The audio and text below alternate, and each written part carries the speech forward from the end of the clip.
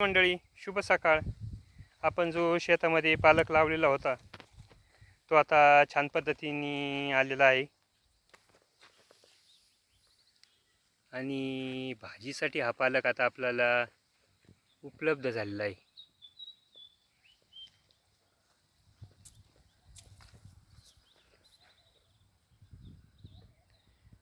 थोडं थोडं जरी वाफेने शेतामध्ये पालेभाज्या लावल्या तर त्या खाण्यासाठी उपलब्ध होतात आणि घरचा असल्यामुळं नैसर्गिक पद्धतीने आपल्याला ते खायला देखील भाजीपाला मिळतो.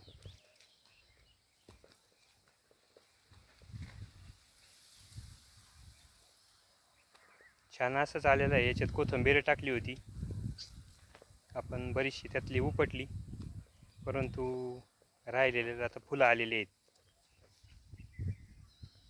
चला मंडळी, भेटू परत अशाच नवीन व्हिडिओमध्ये. तोपर्यंत धन्यवाद.